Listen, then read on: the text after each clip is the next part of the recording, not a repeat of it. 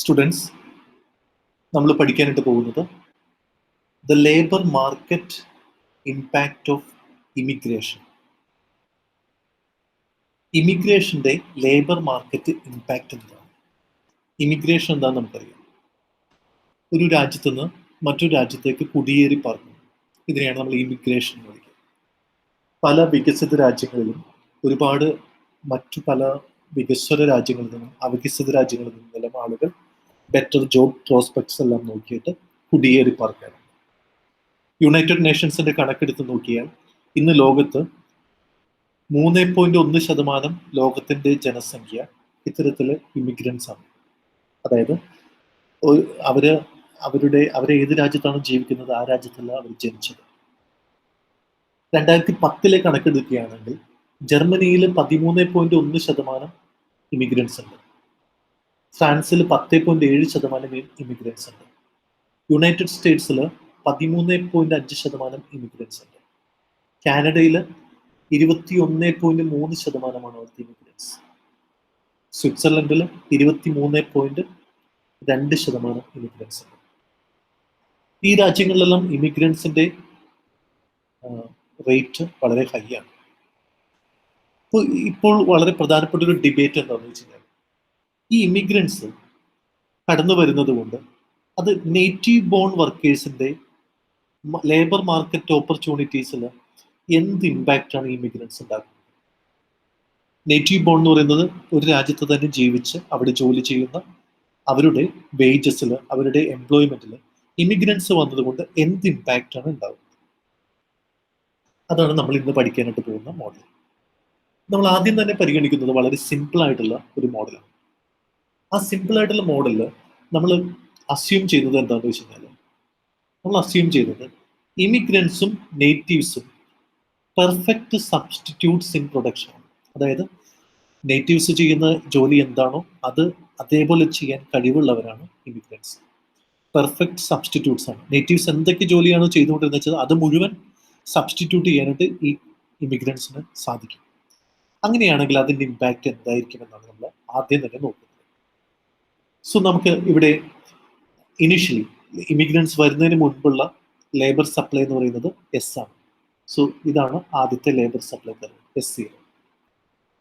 ഇതാണ് അവിടെയുള്ള demand for labour അല്ലെങ്കിൽ ഡിമാൻഡ് ഫോർ എംപ്ലോയ്മെന്റ് എന്ന് പറയുന്നത് D0 ആണ്. സോ അത് ഇക്വിലിബ്രിയത്തിലാവുന്ന പോയിന്റ് എന്ന് പറയുന്നത് E0 ആണ്. ഇക്വിലിബ്രിയം പോയിന്റ് എന്ന് പറയുന്നത് D0യും S0യും ഇന്റർസെക്ട് ചെയ്യുന്നത് E0 ആണ്. ഇവിടെ ഇമിഗ്രൻസ് ഇല്ല, നേറ്റീവ്സ് മാത്രമേ ഉള്ളൂ. വേജ് റേറ്റ് എന്ന് പറയുന്നത് W0 ആണ്, ഒരു ഹൈ വേജ് റേറ്റ് ആണ്. അതിന് കറസ്പോണ്ടിങ് ആയിട്ട് അവിടെ ഒരു N0 എംപ്ലോയ്മെന്റ്, നേറ്റീവ്സിന്റെ എംപ്ലോയ്മെന്റ് എന്ന് പറയുന്നത് N0 ആണ്. സപ്പോസ് ആ രാജ്യത്തേക്ക് ഇമിഗ്രൻസ് വന്നു. ഇമിഗ്രൻസ് എന്ന് പറയുന്നത് ചീപ്പ് ലേബർ ആണ്. അവര് ഇക്കോണമിയിലേക്ക് കടന്നു വന്നപ്പോൾ ലേബർ സപ്ലൈ കൂടുകയാണ്. അവർ വന്നിട്ട് അവർ ജോലി ചെയ്യുകയാണ് അവിടെ. അപ്പൊ ലേബർ സപ്ലൈയിൽ എന്താ സംഭവിക്കാന്ന് വെച്ച് കഴിഞ്ഞാൽ, സപ്ലൈ കർവ് റൈറ്റിലേക്ക് ഷിഫ്റ്റ് ചെയ്തിട്ട് ഒരു പുതിയ സപ്ലൈ കർവ് ഉണ്ടാവുക. ഈ പുതിയ സപ്ലൈ കർവ് ഡിമാൻഡ് കർവ്, ഇക്കോണമിയിലെ ഡിമാൻഡ് കർവിന് എന്നാൽ മാറ്റമില്ല. ആ രാജ്യത്തിന്റെ ഡിമാൻഡ് ഫോർ ലേബർ ഷോർട്ട് റണ്ണിൽ കോൺസ്റ്റന്റ്, അതിന് ഷിഫ്റ്റ് ഒന്നുമില്ല. It is D0. പുതിയ ഇക്വിലിബ്രിയം എന്ന് പറയുന്നത് ഈ പുതിയ സപ്ലൈ കർവ്, ഇമിഗ്രൻസ് വന്നതുകൊണ്ട് റൈറ്റിലേക്ക് സപ്ലൈ കർവ് ഷിഫ്റ്റ് ചെയ്ത് അത് D0യുമായി ഇന്റർസെക്ട് ചെയ്യുന്ന പോയിന്റ് എന്ന് പറയുന്നത് ന്യൂ ഇക്വിലിബ്രിയം പോയിന്റ് എന്ന് പറയുന്നത് E1 ആണ്. അതിന് കറസ്പോണ്ടിങ് ആയിട്ടുള്ള ഇക്വിലിബ്രിയം എംപ്ലോയ്മെന്റ് എന്ന് പറയുന്നത് നമുക്കിതിനെ E സ്റ്റാർ എന്ന് വിളിക്കാം. അതിന് കറസ്പോണ്ടിങ് ആയിട്ടുള്ള എംപ്ലോയ്മെന്റ് എന്ന് പറയുന്നത്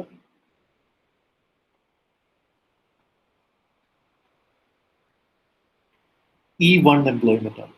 E1 എംപ്ലോയ്മെന്റ്. വേജ് റേറ്റിന് എന്ത് സംഭവിച്ചു? വേജ് റേറ്റ് W0യിൽ നിന്ന് W1ലേക്ക് ഫോൾ ചെയ്തു. ഇത് ലോ വേജ് റേറ്റ് ആണ്.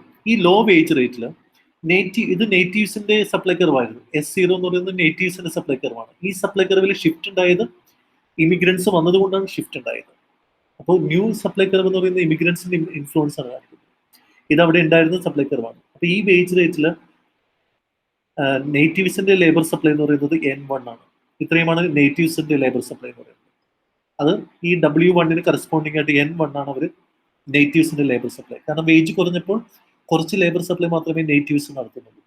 എന്താണ് ഇതിന്റെ എഫക്റ്റ് സംഭവിച്ചതെന്ന് വെച്ചാൽ, ഈ ഒരു മോഡൽ പ്രകാരം നേറ്റീവ്സിന്റെ വേജ് N0 നിന്ന് N1 കുറഞ്ഞു നേറ്റീവ്സ്. പക്ഷെ നമ്മൾ ടോട്ടൽ എംപ്ലോയ്മെന്റ് നോക്കുകയാണെങ്കിൽ ടോട്ടൽ എംപ്ലോയ്മെന്റ് ഈ വേജ് റേറ്റിൽ E1 ആയിട്ട് വർദ്ധിച്ചു. അപ്പൊ ഈ ഗ്യാപ്പ് എന്ന് പറയുന്നത് നേറ്റീവ്സിന്റെ കുറവ്, അതോടൊപ്പം തന്നെ ഇവിടെ എംപ്ലോയ്മെന്റിൽ ഉണ്ടായ വർധനം എന്ന് പറയുന്നത് ഇമിഗ്രൻസിനെ കൊണ്ടാണ് ആ എംപ്ലോയ്മെന്റിൽ വർധനമുണ്ടായത്. സോ ഇവിടെ ഈ എംപ്ലോയ്മെന്റിൽ വർധനം എന്ന് പറയുന്നത് ഇമിഗ്രൻസിന്റെ എംപ്ലോയ്മെന്റിന്റെ വർധനമാണ്. ഈ ഒരു N0 N1 എന്ന് പറയുന്നത് നേറ്റീവ്സിന്റെ ജോലി നഷ്ടപ്പെടുകയാണ് ചെയ്യുന്നത്. വേജ് റേറ്റ് കുറഞ്ഞു, അതിന്റെ ഫലമായിട്ട് നേറ്റീവ്സിന്റെ വേജ് റേറ്റ്, അതിന്റെ ലേബർ സപ്ലൈ കുറഞ്ഞു. അതുകൊണ്ട് തന്നെ N1 ആണ് ലേബർ സപ്ലൈ നേറ്റീവ്സിന്റെ. അപ്പൊ N0 നിന്ന് N1 അവരുടെ ലേബർ സപ്ലൈ കുറഞ്ഞു. പക്ഷേ ടോട്ടൽ എംപ്ലോയ്മെന്റ് കൂടി. അത് W1 കറസ്പോണ്ടിങ് ആയിട്ടുള്ള ഒരു എംപ്ലോയ്മെന്റിലേക്ക് അവിടെ കൂടി. ആ എംപ്ലോയ്മെന്റ് ഫില്ല് ചെയ്യപ്പെടുന്നത് പെർഫെക്റ്റ് സബ്സ്റ്റിറ്റ്യൂട്ട് ആയിട്ടുള്ള ഇമിഗ്രൻസിനാലാണ്. So this is the first model. പക്ഷെ നമ്മളിവിടെ നടത്തിയ ഒരു അസംഷൻ എന്ന് പറയുന്നത് അത്ര റിയലിസ്റ്റിക് ആയിട്ടുള്ള അസംഷൻ അല്ല. അസംഷൻ ഇതായിരുന്നു, നേറ്റീവ് വർക്കേഴ്സും ഇമിഗ്രൻസും പെർഫെക്റ്റ് സബ്സ്റ്റിറ്റ്യൂട്ട്സ് ആണ്. നമ്മൾ കേരളത്തിന്റെ സിറ്റുവേഷൻ ഒക്കെ നോക്കിക്കഴിഞ്ഞാൽ പല ഇമിഗ്രൻസ് കേരളത്തിലേക്ക് വരുന്നുണ്ട്, നോർത്ത് ഈസ്റ്റേൺ പാർട്ടിൽ നിന്ന്, നോർത്തേൺ ഏരിയയിൽ നിന്നൊക്കെ. പക്ഷെ നമ്മുടെ കേരളത്തിലുള്ള ലേബറേഴ്സിന് പെർഫെക്റ്റ് സബ്സ്റ്റിറ്റ്യൂട്ട് ആവണമെന്നില്ല. അവർ പലപ്പോഴും അൺസ്കിൽഡ് ആയിട്ടുള്ള ലേബറേഴ്സ് ആണ്. അൺസ്കിൽഡ് ആയിട്ടുള്ള വർക്കാണ് അവർ കൂടുതലും ചെയ്യുന്നത്, സ്കിൽഡ് ലേബറേഴ്സ് അല്ല. അപ്പോൾ എന്ത് സംഭവിക്കുന്നത് വെച്ച് കഴിഞ്ഞാൽ, നേരത്തെ നേറ്റീവ് വർക്കേഴ്സ് അൺസ്കിൽഡ് ആയിട്ടുള്ള ലേബറേഴ്സിലും അവർ ഇൻവോൾവ് ചെയ്തിരുന്നു. ഇപ്പോൾ അവർക്ക് അവരുടെ ഹ്യൂമൻ ക്യാപിറ്റൽ അനുസരിച്ച് അവർക്ക് സ്പെഷ്യലൈസ് ചെയ്യാനായിട്ട് പറ്റും. അതായത് അവർക്ക് മോർ സ്കിൽഡ് ആയിട്ടുള്ള ഒരു വർക്ക് ഫോഴ്സ് ആയിട്ട് അവർക്ക് മാറാനായിട്ട് പറ്റും, ലേബർ ഫോഴ്സ്. ഇത് പല സ്ഥലങ്ങളിലും സംഭവിക്കുന്നുണ്ട്. അതിന്റെ അർത്ഥം എന്ന് പറയുന്നത് അവരുടെ ഹ്യൂമൻ ക്യാപിറ്റലിനെ ഏറ്റവും നന്നായിട്ട് ഉപയോഗിക്കാൻ തുടങ്ങും. അവരുടെ പ്രൊഡക്ടിവിറ്റി ഇൻക്രീസ് ചെയ്യും. അതായത് നേറ്റീവിന്റെ പ്രൊഡക്ടിവിറ്റി ഇൻക്രീസ് ചെയ്യും ഈ ഇമിഗ്രൻസിന്റെ പ്രസൻസ് കൊണ്ട്. കാരണം അവർ അൺസ്കിൽഡ് ആയിട്ടുള്ള വർക്കേഴ്സ് ഇപ്പൊ ചെയ്യേണ്ട കാര്യമില്ല. അവരവരുടെ ഹ്യൂമൻ ക്യാപിറ്റൽ വർദ്ധിപ്പിച്ചുകൊണ്ട് അവരുടെ ഇമിഗ്രൻസിന്റെ വരവോടുകൂടി അവരുടെ പ്രൊഡക്ടിവിറ്റി ഇൻക്രീസ് ആവുകയാണ് ചെയ്യുന്നത്. അങ്ങനെ ഒരു സിറ്റുവേഷൻ ആണെങ്കിൽ എന്തായിരിക്കും സംഭവിക്കുക? നേറ്റീവ് വർക്കേഴ്സിന്റെ പ്രൊഡക്ടിവിറ്റി ഇൻക്രീസ് ചെയ്ത് കഴിഞ്ഞാൽ ഇത് ഇനീഷ്യലായിട്ടുള്ള സപ്ലൈ കർവാണ്. എസ് എന്ന് പറയുന്നത് ഇനീഷ്യലായിട്ടുള്ള സപ്ലൈ കർവാണ്, ഇനീഷ്യലായിട്ടുള്ള ഡിമാൻഡ് കർവാണ്. നേറ്റീവ്സിന്റെ പ്രൊഡക്ടിവിറ്റി ഇൻക്രീസ് ചെയ്താൽ നേറ്റീവ്സിന്റെ ഡിമാൻഡ് ഫോർ ലേബർ ഇൻക്രീസ് ചെയ്യും. അപ്പോൾ അവിടുത്തെ ഡിമാൻഡ് റൈറ്റിലേക്ക് ഷിഫ്റ്റ് ചെയ്യും. കാരണം അവരുടെ പ്രൊഡക്ടിവിറ്റി ഇൻക്രീസ് ചെയ്ത് കഴിഞ്ഞാൽ അവർ നേറ്റീവ് ലേബറേഴ്സിന് വേണ്ടിയുള്ള ഡിമാൻഡ് കൂടുകയും. അങ്ങനെയാണെങ്കിൽ if that is the situation, native വർക്കേഴ്സിന്റെ വേജ് W0 നിന്ന് W1 ഇൻക്രീസ് ചെയ്യും ഇമിഗ്രൻസിന്റെ പ്രസൻസ് കൊണ്ട്. അതുപോലെ അവരുടെ എംപ്ലോയ്മെന്റും N0 നിന്ന് N1 ഇൻക്രീസ് ചെയ്യും. ഇനീഷ്യലായിട്ടുള്ള ഇക്വിലിബ്രിയത്തിൽ നിന്ന് ഒരു പുതിയ ഇക്വിലിബ്രിയം പോയിന്റിലേക്ക് ഒരു ഷിഫ്റ്റ് ഉണ്ടാവും.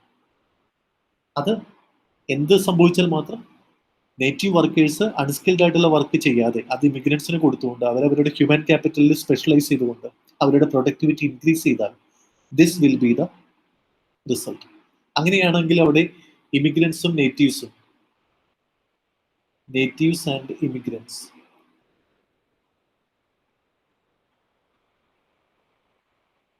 R complements. അവര് ഒരു കോംപ്ലിമെന്റ്സ് ആണ്. Natives and immigrants are complements, substitutes അല്ല, അവർ കോംപ്ലിമെന്റ്സ് ആണ്. ഇനി മറ്റൊരു ആസ്പെക്റ്റും കൂടി നമ്മൾ നോക്കിയാണ്, അതായത് short run versus long run effect. Suppose they are substitutes. നമുക്ക് ആദ്യത്തെ സിറ്റുവേഷൻ തന്നെ എടുക്കുകയാണ്. ഇമിഗ്രൻസും നേറ്റീവ്സും പെർഫെക്റ്റ് സബ്സ്റ്റിറ്റ്യൂട്ട്സ് ആണ് എന്ന് വിചാരിക്കാം. അങ്ങനെയാണെങ്കിൽ നമ്മൾ ഷോർട്ട് റൺ സിറ്റുവേഷൻ ആണ് നമ്മൾ ആദ്യം കണ്ടത്. അതായത് അവരുടെ വേജ് കുറയുക തന്നെയാണ്, അവരുടെ എംപ്ലോയ്മെന്റ് കുറയുന്നത് തന്നെയാണ് നമ്മൾ ആദ്യം കാണുന്നത്.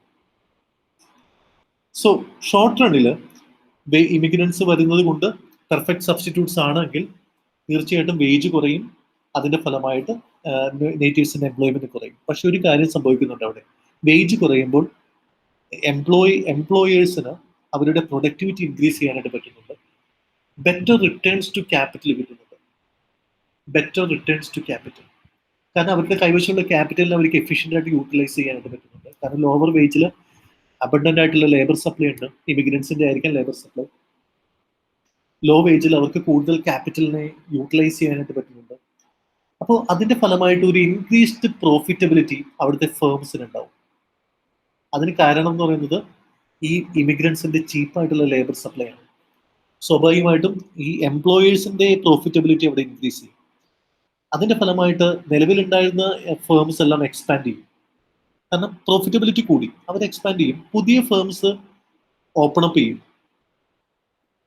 കാരണം അവർക്ക് ഈ ലോവർ ആയിട്ടുള്ള വേജ്, നേരത്തെ അവിടെ ഇമിഗ്രൻസ് വരുന്നതിന് മുമ്പ് വേജ് റേറ്റ് വളരെ ഹൈ ആയിരുന്നു. പക്ഷെ ഇപ്പൊ ഒരു ലോവർ വേജ് റേറ്റ് ഉണ്ട്. അതിന് അഡ്വാൻറ്റേജ് എടുക്കാനായിട്ട് പുതിയ ഫേംസ് എമർജ് ചെയ്തു വരും. അതിന്റെ ഫലമായിട്ട് പുതിയ ക്യാപിറ്റൽ സ്റ്റോക്ക് ഇൻക്രീസ് ചെയ്യും. അത് ക്യാപിറ്റൽ സ്റ്റോക്കിനെ ഇൻക്രീസ് ചെയ്യും, ഇക്കോണമിയിലെ ക്യാപിറ്റൽ സ്റ്റോക്ക്. കാരണം പുതിയ പ്രൊഡക്ഷൻ വരിക എന്ന് പറയുന്നത് ക്യാപിറ്റൽ സ്റ്റോക്ക് ഇൻക്രീസ് ചെയ്യുക എന്നുള്ളതാണ്. ഇനി അതിന്റെ ഫലമായിട്ട് ഈ ഡിമാൻഡ് കർവ്, പുതിയ ക്യാപിറ്റൽ ഇൻക്രീസ് ചെയ്യുമ്പോൾ ഡിമാൻഡ് ഫോർ ലേബർ റൈറ്റിലേക്ക് ഷിഫ്റ്റ് ചെയ്യും. ഈ ഷിഫ്റ്റിന്റെ ഡിഗ്രി അനുസരിച്ചാണ് നേറ്റീവ് ലോങ് റണ്ണിലെ നേറ്റീവ് ലേബറേഴ്സിന്റെ എംപ്ലോയ്മെന്റിനെ വേജിനെയും തീരുമാനിക്കപ്പെടുന്നത്. നമ്മൾ ഇവിടെ എടുക്കുന്നത് ഈക്വൽ ആയിട്ട്, ഇപ്പോൾ ഇത് ഈ ഒരു ഡയഗ്രം നോക്കാം. ഈ ഒരു ഡയഗ്രത്തിൽ ഇനിഷ്യൽ ആയിട്ടുള്ള ഡിമാൻഡ് കർവ് എന്ന് പറയുന്നത് D0 ആണ്. ഇനിഷ്യൽ ആയിട്ടുള്ള സപ്ലൈ കർവ് എന്ന് പറയുന്നത് S0 ആണ്. ഇമിഗ്രൻസ് വന്നു, അതിന്റെ ഫലമായിട്ട് സപ്ലൈ S1 വർദ്ധിച്ചു. ലേബറേഴ്സിന്റെ സപ്ലൈ S1 വർദ്ധിച്ചു. ഷോർട്ട് റണ്ണിൽ പുതിയ ഇക്വിലിബ്രിയം, അപ്പോൾ ആദ്യത്തെ ഇക്വിലിബ്രിയം പോയിന്റ് എന്ന് പറയുന്നത് E0 ആയിരുന്നു. D0 S0 ഇന്റർസെക്ട് ചെയ്യുന്നത് E0 വെച്ചായിരുന്നു. സപ്ലൈ കർവ് ഇമിഗ്രൻസ് വന്നതുകൊണ്ട് സപ്ലൈ കർവ് S1 ഷിഫ്റ്റ് ചെയ്തു. അതിന്റെ ഫലമായിട്ട് D0 S1 ഇന്റർസെക്ട് ചെയ്യുന്ന പോയിന്റ് E1 ആണ്. അതിന് കറസ്പോണ്ടിങ് ആയിട്ട് ഒരു വേജ് റേറ്റ് എന്ന് പറയുന്നത് ലോ വേജ് റേറ്റ് ആണ്. വേജ് റേറ്റ് കുറഞ്ഞു. ഈ വേജ് റേറ്റ് കുറഞ്ഞപ്പോൾ ഇക്കോണമിയിൽ പ്രൊഡക്ഷൻ കൂടി, ക്യാപിറ്റലിന്റെ യൂസ് കൂടി, ടെക്നോളജി പുതിയതായിട്ട് വന്നു, പുതിയ ഫേംസുകൾ കടന്നു വന്നു. അതിന്റെ ഫലമായിട്ട് ഡിമാൻഡ് ഷിഫ്റ്റ് ചെയ്തു. സോ ഡിമാൻഡ് റൈറ്റിലേക്ക് ഷിഫ്റ്റ് ചെയ്തു. ലോങ് റണ്ണിൽ ഡിമാൻഡ് റൈറ്റിലേക്ക് ഷിഫ്റ്റ് ചെയ്തു. ഈ ഡിമാൻഡ്, പുതിയ ഡിമാൻഡ് കർവ് എന്ന് പറയുന്നത് D1 ആണ്. ഈ D1 S1 ഇന്റർസെക്ട് ചെയ്യുന്ന പോയിന്റ് E2 ആണെന്ന് വിചാരിക്കാം. അപ്പോൾ നേരത്തെ ഉണ്ടായിരുന്ന വേജ് എത്രയാണോ അത് തന്നെ എസ്റ്റാബ്ലിഷ് ചെയ്യാനായിട്ട് പറ്റും. കൂടുതൽ എംപ്ലോയേഴ്സിനെയും അവിടെ എംപ്ലോയ്മെന്റും N0+, ഇമിഗ്രൻസും എന്താണോ നേരത്തെ ഉണ്ടായിരുന്ന ലേബറേഴ്സും അതും ഇമിഗ്രൻസിനും അവിടെ എംപ്ലോയ്മെന്റ് കൊടുക്കാനായിട്ട് പറ്റും. ഇനി വേറൊരു സിറ്റുവേഷൻ എന്ന് പറയുന്നത് നമുക്കിവിടെ ഇതാണ് ഇനിഷ്യൽ ആയിട്ടുള്ള സപ്ലൈ കർവ്, ഇതാണ് ഇനിഷ്യൽ ആയിട്ടുള്ള ഡിമാൻഡ് കർവ് D0. ഇതാണ് നമ്മൾ നേരത്തെ പറഞ്ഞ ആദ്യം ഉണ്ടായിരുന്ന വേജ് റേറ്റും എംപ്ലോയ്മെന്റും W0 N0. Okay, supply curve എന്ന് പറയുന്നത് ഇമിഗ്രൻസ് വന്നതുകൊണ്ട് സപ്ലൈ കർവ് ഒരു S1 ഷിഫ്റ്റ് ചെയ്തു. നമ്മൾ പറഞ്ഞു പുതിയ ഇക്വിലിബ്രിയം എന്ന് പറയുന്നത് ഇത് E0 ആണെങ്കിൽ ഇത് E1 ആണ്. ഓക്കെ, അതിന്റെ ഫലമായിട്ട് അവിടെ വേജ് കുറഞ്ഞു. ഇതൊക്കെ നമുക്ക് മനസ്സിലായി. വേജ് W1 കുറഞ്ഞു. അതിന്റെ ഫലമായിട്ട് അവിടെ ഒരു ക്യാപിറ്റലിന്റെ അഡ്വാൻസ്മെന്റ് ഉണ്ടായി. ക്യാപിറ്റൽ കാരണം ലോ വേജ് റേറ്റിനെ അഡ്വാൻറ്റേജ് എടുക്കാനായിട്ട് പുതിയ ക്യാപിറ്റൽ ക്രിയേഷൻ ഉണ്ടായി. പുതിയ ക്യാപിറ്റൽ ക്രിയേഷൻ ഉണ്ടാകുമ്പോൾ പുതിയ ഡിമാൻഡ് ഫോർ ലേബർ ഉണ്ടാവും. ആ ഡിമാൻഡ് ഫോർ ലേബർ സപ്പോസ് അതിന്റെ തോത് വളരെ ഹൈ ആണ് വിചാരിക്കാം. D1 ഡിമാൻഡ് ഷിഫ്റ്റ് ചെയ്തു വിചാരിക്കാം. അങ്ങനെയാണെങ്കിൽ ഈ S1 D1 ഇന്റർസെക്ട് ചെയ്യുന്ന പുതിയ ഇക്വിലിബ്രിയം പോയിന്റ് എന്ന് പറയുന്നത് ഇവിടെ E2 ആണ്. E2 ആണ് പുതിയ ഇക്വിലിബ്രിയം പോയിന്റ്. ഈ ഡിമാൻഡ് മുകളിലേക്ക് ഷിഫ്റ്റ് ചെയ്യാൻ കാരണം ക്യാപിറ്റൽ ക്രിയേഷൻ കൂടി. അങ്ങനെയാണെങ്കിൽ നേരത്തെ ആദ്യം ഉണ്ടായിരുന്ന വേജ് റേറ്റിനേക്കാൾ ഹയർ ആയിട്ടുള്ള വേജ് റേറ്റിലേക്ക് വേണമെങ്കിൽ പോവാം. അതേപോലെ എംപ്ലോയ്മെന്റ് വളരെ ഹൈ ലെവലിലേക്ക് ഉയരാം. ഈ ഒരു സിറ്റുവേഷൻ ആവാം. അപ്പൊ ഡിമാൻഡ് കർവ് എത്രത്തോളം ഷിഫ്റ്റ് ചെയ്യുന്നു എന്നതിനെ ആശ്രയിച്ചിരിക്കും അവിടുത്തെ വേജ്. പഴയ വേജ് തന്നെ പുനഃസ്ഥാപിക്കപ്പെട്ടു, പഴയ എംപ്ലോയ്മെന്റ് തന്നെ പുനഃസ്ഥാപിക്കപ്പെട്ടു, അല്ലെങ്കിൽ അതിനേക്കാൾ കൂടുതൽ വേജ് റേറ്റിലേക്ക് പോയോ, അതിനേക്കാൾ കൂടുതൽ എംപ്ലോയ്മെന്റിലേക്ക് പോയോ എന്ന് തീരുമാനിക്കുന്നത് ഡിമാൻഡ് കർവിന്റെ അത് എത്രത്തോളം ഷിഫ്റ്റ് ചെയ്യുന്നു എന്നതിനെ ആശ്രയിച്ചിരിക്കും. അപ്പോൾ ലേബർ എഫക്റ്റ്, ഇമിഗ്രൻസിന്റെ ഇമ്പാക്റ്റ് നമുക്ക് പല രീതിയിൽ പറയാം. ഒന്ന്, ഇക്കോണമിയിലെ വേജ് റേറ്റ് കുറയ്ക്കുകയും നേറ്റീവ്സിന്റെ എംപ്ലോയ്മെന്റ് കുറയ്ക്കാനും സാധ്യതയുണ്ട്. സബ്സ്റ്റിറ്റ്യൂട്ട്സ് ആണെങ്കിൽ, കോംപ്ലിമെന്റ്സ് ആണെങ്കിൽ നേറ്റീവ്സിന്റെ വേജ് റേറ്റും കൂടും, നേറ്റീവ്സിന്റെ എംപ്ലോയ്മെന്റ് കൂടും കോംപ്ലിമെന്റ്സ് ആണെങ്കിൽ. ഇനി സബ്സ്റ്റിറ്റ്യൂട്ട്സ് തന്നെയാണെങ്കിൽ ലോങ് റണ്ണിലും ഈ പ്രശ്നങ്ങളെല്ലാം ഷോർട്ട് റണ്ണിലുണ്ടായ ആ ഒരു വേജിലുണ്ടായ കുറവ് ലോങ് റണ്ണിൽ എന്തായാലും റെക്ടിഫൈ ചെയ്യപ്പെടും. ഇക്കോണമിയിലെ എംപ്ലോയീസിന് അത് വളരെ ഗുണകരമായി മാറുകയും അതേപോലെ തന്നെ എംപ്ലോയ്മെന്റിനും ലോങ് റണ്ണിൽ ഗുണകരമായി മാറുകയും ചെയ്യും.